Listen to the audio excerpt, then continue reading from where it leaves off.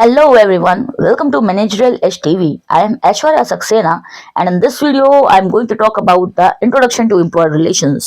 जैसे कि मैं ऑलरेडी आपको बता चुकी हूँ, एक वीडियो आ चुका है जिसमें मैंने कोर्स आउटलाइन पे डिस्कशन किया था।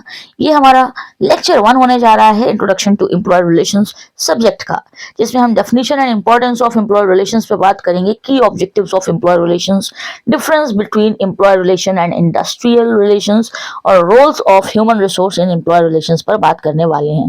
वीडियो थोड़ा लंबा होगा तो प्लीज स्टे ट्यून। मैं प्रॉपरली सारे टॉपिक्स को एक एक करके इन डिटेल डिस्कस करना चाहती हूँ ताकि एक ही वीडियो में आपका ये पर्टिकुलर कॉन्सेप्ट क्लियर हो जाए। सो एम्प्लॉयर रिलेशन का मतलब है एक पॉजिटिव और हार्मोनियस वर्क एनवायरनमेंट बनाना जिसमें एम्प्लॉयर और एम्प्लॉयज के बीच म्यूचुअल ट्रस्ट और रिस्पेक्ट हो। इसका फोकस होता है पॉलिसीज और प्रैक्टिसेस के जरिए कॉन्फ्लिक्ट्स को रिजॉल्व करना और एम्प्लॉय एंगेजमेंट को बढ़ाना। अगर हम डेफिनेशन और इम्पोर्टेंस की बात करें एम्प्लॉय रिलेशन की, सो एम्प्लॉय रिलेशन का मतलब है एम्प्लॉयर और एम्प्लॉयज के बीच हेल्दी रिलेशनशिप बिल्ड करना। ये इंपॉर्टेंट है क्योंकि ये प्रोडक्टिविटी, एम्प्लॉय सेटिस्फैक्शन और रिटेंशन को बढ़ाता है और लीगल कॉम्प्लायंसेस इंश्योर करता है। तो चलिए इस पे इन डिटेल हम लोग बात कर लेते हैं कि क्या बात है, क्या होता है employee relation. So introduction to employee relations. Employee relation is a vital aspect of organizational management that focuses on fostering a positive work environment and ensuring mutual trust and respect between the employees and management. Management और employees के बीच में mutual trust को establish करते हैं। इसका मतलब यही होता है आपका employee relation. It encompasses of policies, practices and strategies aimed at maintaining harmonious workplace relationship, resolving conflicts and enhancing employee engagement. अगर हम definition की बात करते हैं, so definition and importance of employee relation. Employee relation refer to the efforts an organization undertakes to build and maintain healthy relationship between employers and employees. It includes managing communication, addressing grievances, implementing policies, and fostering an inclusive and supportive work culture. So, employee relation क्या होता है? ऐसे efforts organization में जो लिए जा रहे हो जो कि एम्प्लॉयज के बीच में हेल्दी रिलेशनशिप जो है वो मेंटेन करें। सिंपली एम्प्लॉयज के बीच में हेल्दी रिलेशनशिप होना चाहिए और एम्प्लॉय रिलेशंस मेंटेन करने का मतलब ही यही होता है कि हम सभी पॉलिसीज को ध्यान में रखते हुए, ग्रीवियंसेस को ध्यान में रखते हुए प्रॉपर मैनेजमेंट करें, कम्युनिकेशन अच्छे से हो, सभी एम्प्लॉयज आपस में एक दूसरे के साथ सही से रहें। बात करते हैं इंपॉर्टेंस ऑफ एम्प्लॉय रिलेशन की। सो let's talk about them in detail one by one. Number 1 है improved employee engagement. Number 2 conflict resolution. Number 3 increased productivity. Number 4 retention and loyalty. Number 5 legal compliances. So अगर हम बात करते हैं इसमें तो सबसे पहली बात आ जाती है कि भाई positive retention, like improved employee engagement में positive relations create a sense of belonging, motivating employees to contribute their best. तो एम्प्लॉयज के बीच में पॉजिटिव रिलेशन होना जरूरी है ताकि उन्हें आपस में लगे कि हाँ भाई कोई तो है इस कंपनी में हमारा, लाइक उनके अंदर एक मोटिवेशन होना चाहिए, एक दूसरे को मोटिवेट करें वो। ऐसा ना हो कि मैं किसी बेगानी दुनिया में आ गया हूँ, यहाँ तो मेरा कोई है ही नहीं, बिल्कुल ऐसा लगे एलियन जैसी फीलिंग आए कि मैं किसी ऐसी जगह पर आ गया हूँ जहाँ मुझे कोई जानता ही नहीं, मैं किसी को जानता ही नहीं। तो ऐसा नहीं होना चाहिए। इम्प्रूव्ड एम्प्लॉय एंगेजमेंट, आपस में एम्प्लॉयज का अच्छे से रिलेशन होना चाहिए, एक दूसरे से बातचीत होनी चाहिए।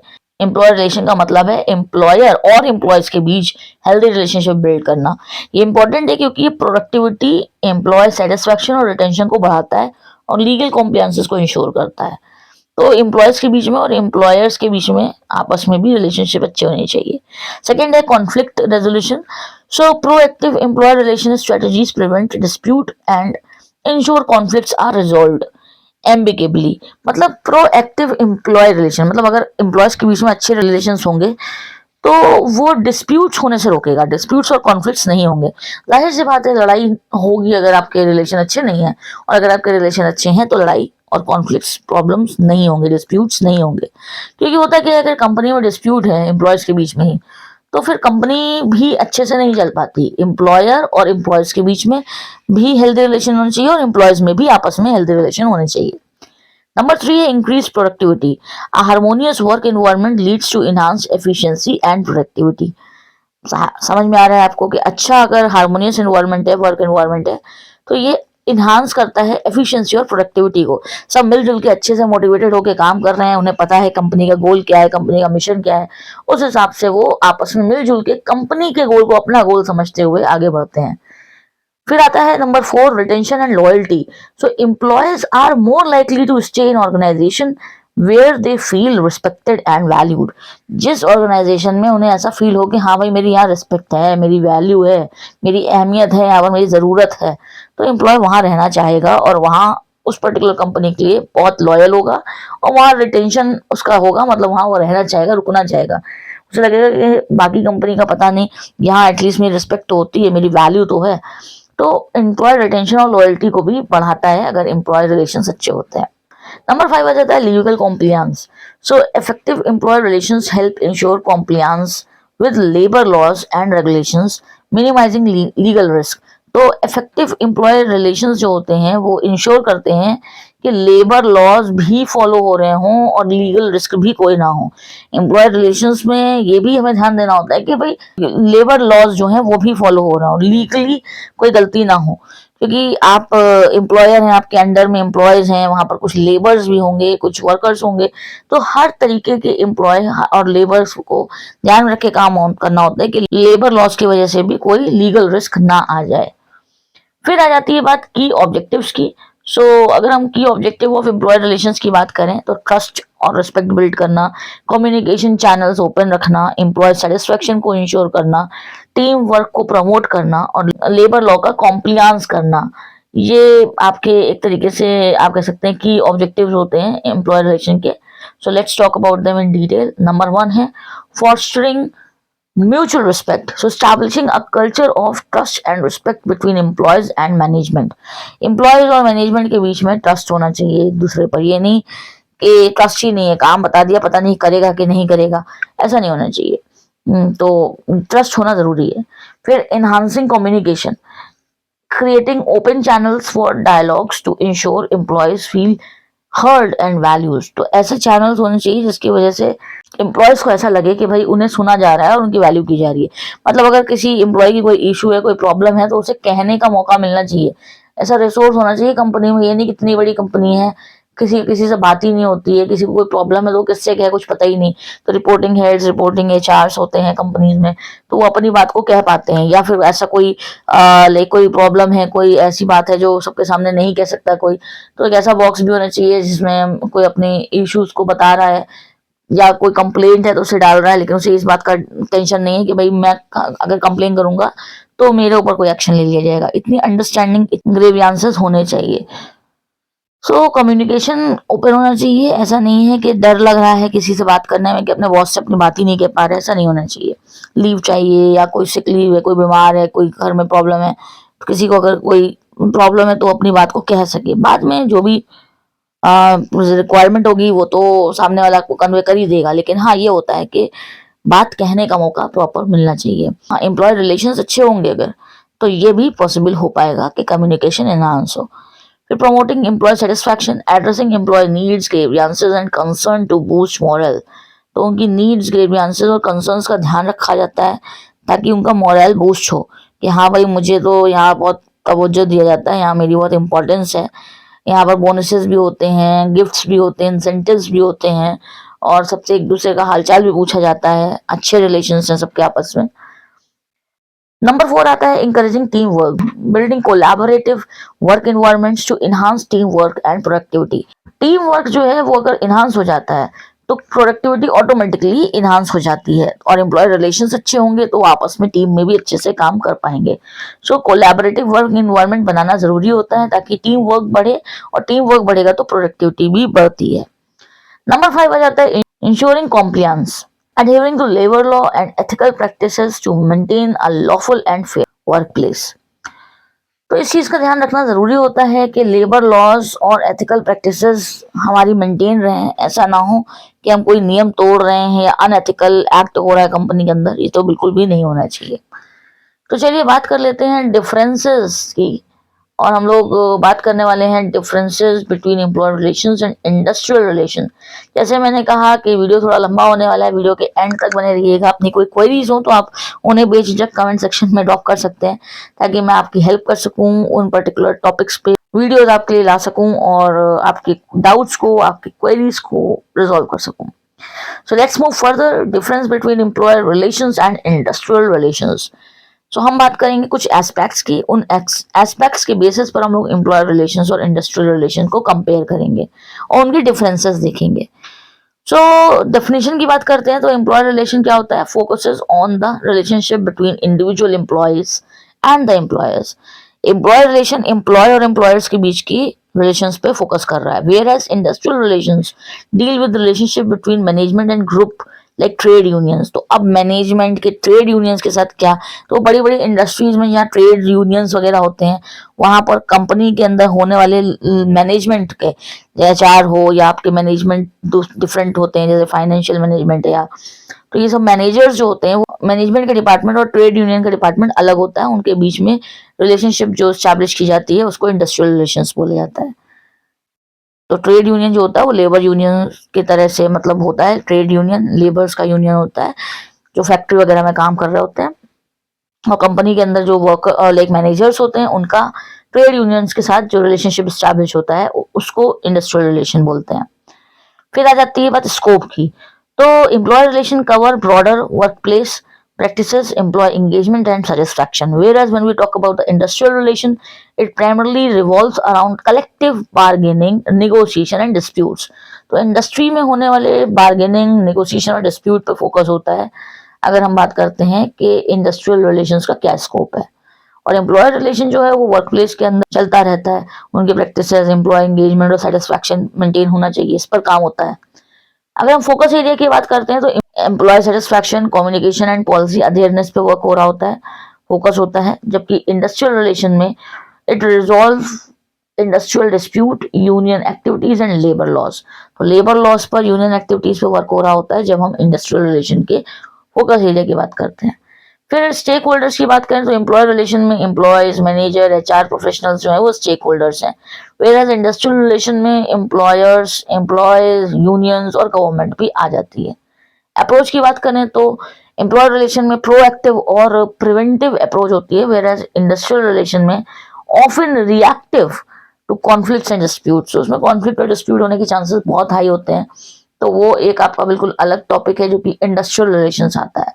जबकि हम एम्प्लॉय रिलेशंस की बात करते हैं तो कंपनी के अंदर एम्प्लॉयज और एम्प्लॉयर के बीच के जो रिलेशंस होते हैं वो हमारे एम्प्लॉय रिलेशन में आ जाते हैं। आगे बढ़ते हैं और बात करते हैं roles of human resource in employee relation. So the human resource that is the HR department plays a central role in forecasting effective employee relations. तो ह्यूमन रिसोर्स बहुत ही ज्यादा इंपॉर्टेंट है। ह्यूमन रिसोर्स जो होता है वो मेजर रोल प्ले कर रहा होता है एम्प्लॉय रिलेशंस को मेंटेन करने के लिए किसी भी पर्टिकुलर कंपनी में। तो क्या क्या की रिस्पॉन्सिबिलिटीज होती हैं एचआर की इन एम्प्लॉय रिलेशंस, बात कर लेते हैं। Number 1, policy development, establishing clear workplace policies that align with organisational goals. तो पॉलिसीज बनाना के ऑर्गेनाइजेशनल गोल से जो मीट कर रही हो, ये कौन करता है? ये ह्यूमन रिसोर्स करता है। और एम्प्लॉय रिलेशंस को मेंटेन करने के लिए पॉलिसीज और लॉज तो जरूरी है ना, बिना उनके कैसे रिलेशंस मेंटेन होंगे? कोई किसी तरीके से भी काम करे, किसी तरीके से भी बात करे, ये नहीं हो सकता। वहाँ नियम होते हैं, लॉज होते हैं, रूल्स होते हैं, तो उनको सेट करना और गोल्स को कंपनी के ऑर्गेनाइजेशन में जो है वो बताना एम्प्लॉय रिलेशंस को मेंटेन करने के लिए ह्यूमन रिसोर्स काम करता है। Ensuring policies are transparent and communicated effectively to all employees. अब ह्यूमन रिसोर्स का ये भी एक रोल होता है कि वो ये ध्यान रखे कि जो पॉलिसी डेवलप करी गई है, पहले तो ऑर्गेनाइजेशनल गोल्स को ध्यान में रखते हुए पॉलिसी बनाने का काम ह्यूमन रिसोर्स करता है, फिर उनको ट्रांसपेरेंटली, क्लियरली, कुछ छुपा नहीं होना चाहिए और वो कम्युनिकेटेड होना चाहिए इफेक्टिवली सभी एम्प्लॉयज को। ये जिम्मेदारी होती है ह्यूमन रिसोर्स की। देन सेकेंड है conflict resolution. So acting as a mediator between employee and management during disputes. अगर कोई डिस्प्यूट हो जाता है मैनेजमेंट के बीच में और एम्प्लॉयज के बीच में, क्योंकि भाई एम्प्लॉय अलग अलग डिपार्टमेंट के होंगे, सॉफ्टवेयर डेवलपर होगा, डिजाइनर होगा, वेब डिजाइनर होगा, ऑटोकैड का कोई पर्सन हो सकता है, ऑटोमेशन इंजीनियर हो सकता है, सिविल हो सकता है। तो एक कंपनी में बहुत सारे लोग होते हैं, ऐसा नहीं है, बहुत सारे डिपार्टमेंट होते हैं। तो मैनेजमेंट में ह्यूमन रिसोर्स आ जाता है, जैसे फाइनेंस आ जाता है आपका, बहुत अकाउंट्स डिपार्टमेंट आ जाता है। तो मतलब मैं एक एग्जांपल दे रही हूँ, तो सिंपली एम्प्लॉयज के बीच में और मैनेजमेंट के बीच में कॉन्फ्लिक्ट को रिजॉल्व करने का काम भी ह्यूमन रिसोर्स का होता है। Providing solutions that addresses the concerns of all party involve, तो सभी के बातों को ध्यान में रखते हुए कहीं डिस्प्यूट होगा तो human resource is the person who is responsible कि भैया अब वो उसी की जिम्मेदारी है कि इस डिस्प्यूट को सुलझाए। ऐसा नहीं है कि वो अगर जाएगा तो उससे भी मार पड़ेगी, नहीं ऐसा नहीं होगा, उसकी बात को सुना जाएगा। क्यों? क्योंकि ह्यूमन रिसोर्स की रिस्पॉन्सिबिलिटी है कि वो कॉन्फ्लिक्ट को रिजोल्व करे। थर्ड आ जाता है performance management, so implementing performance appraisal system to provide constructive feedback. अब एचआर ही तो ये डिसाइड करेगा ना कि अप्रेजल क्या होंगे, तो implementing performance appraisal system to providing constructive feedback का काम भी हमारे एचआर डिपार्टमेंट के एचआर मैनेजर्स का ही होता है। Recognising and rewarding employees contribution, तो सबको उनके हिसाब से अप्रेजल देना, बोनसेस देना, जो भी उनके कंपनसेशन हैं, सभी चीज़ों का ध्यान रखना, ये काम जो है वो ह्यूमन रिसोर्स का होता है। और ये भी एम्प्लॉय रिलेशंस में ज़रूरी है, क्योंकि ये नहीं होगा तो एम्प्लॉय रिलेशंस तो ऐसे ही डिस्टर्ब हो जाएंगे। नंबर 4 आता है employee engagement, organising team building activities and engagement initiatives, conducting surveys to understand employee needs and concern. तो एम्प्लॉय के नीड्स और कंसर्न को समझना और उनका जो है ऑर्गेनाइजेशन की तरफ एंगेजमेंट हो। ये ना है कि वो अपने प्रॉफिट सोच के बैठा है एम्प्लॉय कि हाँ मैं तो आऊंगा और 9 से 6 काम करूंगा, 9 से 5 काम करूंगा और अपनी सैलरी लेकर चला जाऊंगा। नहीं, उसका इस चीज की तरफ ध्यान होना चाहिए कि वो ऑर्गेनाइजेशन में क्या इनपुट दे रहा है। उसका काम ही सब कुछ नहीं है, उसके काम के साथ साथ उसका मोटिवेशन और उसका कंपनी की तरफ ओरिएंटेशन भी जरूरी होता है कि वो कंपनी ओरिएंटेड है और टीम्स में काम करने की इच्छा भी रखता है, टीम्स में काम करने की क्वालिटी भी रखता है। Then the fifth one comes that training and development. So offering training programs to enhance employee skills and career growth. अब एम्प्लॉयज जो हैं वो मोटिवेटेड कैसे रहेंगे? जब वो लर्न करेंगे। कोई भी इंसान कुछ लर्न करता है तो सबसे ज्यादा मोटिवेटेड होता है। उसने कुछ नया सीखा, उसने कुछ नया हासिल किया जो उसकी लाइफ में हमेशा ही उसकी स्किल्स की तरह से उसको हेल्प करने वाला है। तो कंपनीज में ट्रेनिंग भी दी जाती है, ट्रेनिंग डेवलपमेंट भी होता है एम्प्लॉयज का। जो एम्प्लॉयज होते हैं उनको नई टेक्नोलॉजी, नए ट्रेंड्स के हिसाब से ट्रेन किया जाता है ताकि वो सर्वाइव कर सके कंपनी में और मार्केट में। तो उसके लिए ट्रेनिंग डेवलपमेंट भी ह्यूमन रिसोर्स डिपार्टमेंट जो है वही ऑर्गेनाइज करता है। Promoting awareness about work place ethics and compliances. Then number 6 comes the legal compliance, ensuring awareness to labour laws, work place safety regulations and anti discrimination policies. तो इन्हीं सभी policies को ध्यान में रख के, और ये पॉलिसीज जो हैं सभी एम्प्लॉयज को भी कन्वे रहनी चाहिए, उन्हें पता होना चाहिए कि वो किस वर्क प्लेस पे काम कर रहे हैं, क्या नियम है, क्या रूल्स रेगुलेशंस हैं, क्या पॉलिसीज हैं। ये सारी चीज़ों को कन्वे करने का काम भी ह्यूमन रिसोर्स का होता है और इंश्योर करने का कि कोई पॉलिसी को ब्रेक ना करे। Managing documentation related to employment contracts and grievances, employee से रिलेटेड सभी उसके आने से लेकर जाने तक, मतलब उसके कंपनी में ज्वाइनिंग से लेकर उसके रेजिग्नेशन तक, या उसके ट्रांसफर से या उसकी सैलरी या उसका प्रमोशन, वो सभी डिटेल्स को मेंटेन करने का काम भी एचआर का होता है। वाइटल रोल प्ले करता है एम्प्लॉय रिलेशंस को मेंटेन करने के लिए, क्योंकि रिलेशनशिप जो है वो ह्यूमन रिसोर्स डिपार्टमेंट बहुत इंपॉर्टेंट होता है और ह्यूमन रिसोर्स डिपार्टमेंट के अंदर ही एम्प्लॉय रिलेशंस आता है, क्योंकि एम्प्लॉयज के बीच का रिलेशन जो है वो एम्प्लॉय ह्यूमंस है और वर्क कर रहे हैं और रिसोर्सेज के साथ। तो ह्यूमन रिसोर्स डिपार्टमेंट जो है वो इसी पर काम कर रहा है। Then 7 is open communication, encouraging regular feedback sessions and open forums. Meetings रखना एम्प्लॉयज के साथ, उनसे 1-to-1 बात करना, उनसे टीम्स में बात करना, ग्रुप्स में बात करना कि हाँ भाई वो सेटिस्फाइड है कंपनी के साथ कि नहीं, उन्हें कुछ लग रहा है, कोई प्रॉब्लम है तो वो बताएं, उन्हें कोई डेवलपमेंट की रिक्वायरमेंट है, उन्हें कोई नीड है, कोई ऐसी सर्व चीज़ है जो लाइक कंपनी में फैसिलिटी होनी चाहिए जो नहीं है, जिसकी वजह से वर्क रुक रहा है। तो ये सारी बातें इस तरीके से भी कम्युनिकेट करना, ओपन कम्युनिकेशन रिक्वायर्ड होता है एचआर डिपार्टमेंट के एचआरस का एम्प्लॉयज के साथ, दूसरे डिपार्टमेंट के एम्प्लॉयज के साथ। Building trust by being approachable and addressing concerns promptly. तो भाई अब कोई पर्सन होगा जो आपकी बात सुनेगा, वो होगा एचआर। तो हर एक डिपार्टमेंट में जो है एचआरस अलॉटेड होते हैं, असाइंड होते हैं कि हाँ भाई आपको कोई बात करनी है तो आपके रिपोर्टिंग एचआर ये हैं, आप इनको अपनी बात बता सकते हैं, आपके मन की बात, आपको छुट्टी चाहिए आप पर्सनली बात कर लीजिए।